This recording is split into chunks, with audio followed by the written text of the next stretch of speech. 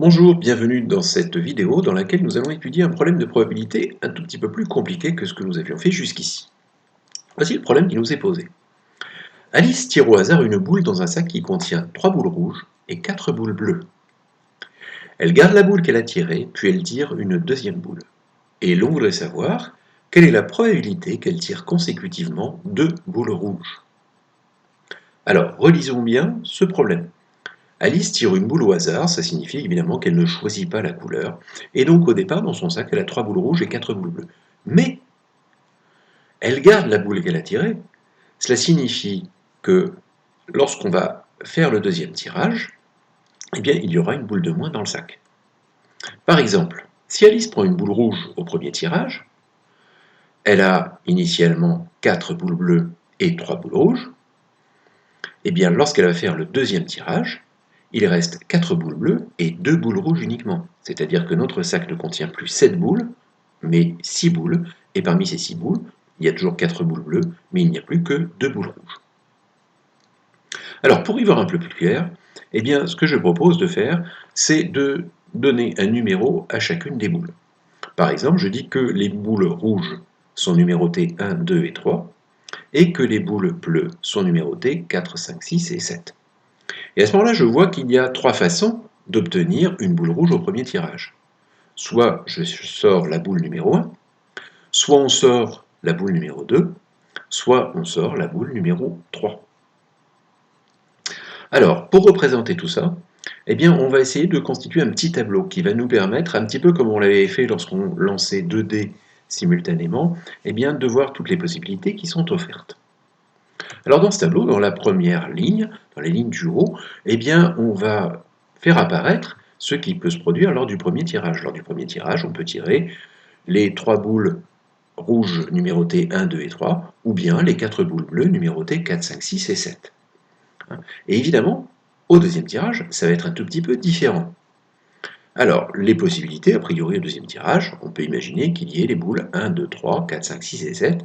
Les 1, 2 et 3 sont rouges, 4, 5, 6 et 7 sont bleus. Mais regardons ce qui se passe. Si Alice a tiré la boule numéro 1 au premier tirage, en aucune façon elle ne peut tirer la boule numéro 1 au deuxième tirage puisqu'elle ne l'a pas remise dans le sac. Donc, peut-elle tirer la boule numéro 2? Oui, puisque la boule numéro 2 est toujours dans le sac. Et à ce moment-là, elle a bien 2 boules rouges consécutives. Peut-elle tirer la boule numéro 3? Oui également, puisque elle est toujours dans le sac. Et à ce moment-là, elle a bien également 2 boules rouges consécutives. Elle peut tirer la boule numéro 4, mais ça ne fait pas 2 boules rouges consécutives. Et pareil si elle tire les boules 5, 6 ou 7. Maintenant, si Alice a tiré la boule numéro 2 au cours de son premier tirage, eh bien elle peut tirer la boule numéro 1 et de nouveau, c'est une possibilité d'avoir 2 boules rouges consécutives. Elle ne peut pas tirer la boule numéro 2 puisque cette boule numéro 2 n'est plus dans le sac.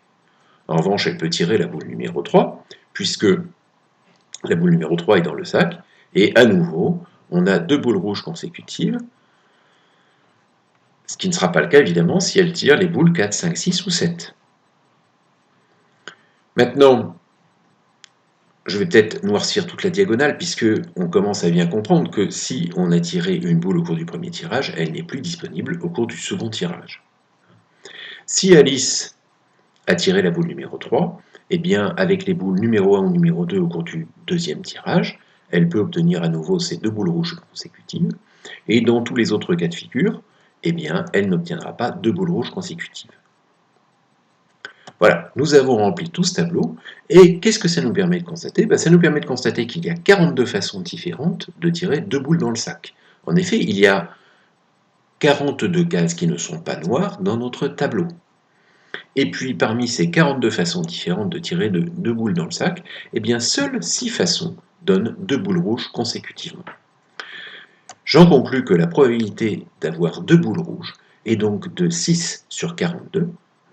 6 issues sur 42 issues donnent 2 boules rouges. 6 sur 42, c'est aussi 1/7. On n'est pas obligé de simplifier cette fraction, puisque quand on travaille avec des probabilités, il est parfois commode et utile de garder le dénominateur qu'on a trouvé au départ, de façon à comparer toutes les probabilités. Voilà, je t'invite à regarder de nouveau cette vidéo, car c'est un problème qui déjà est un petit peu plus compliqué. Une fois que tu l'auras bien compris, je te propose de suivre dans la prochaine vidéo une autre façon beaucoup plus générale de résoudre ce même problème. Merci de ton attention et à bientôt.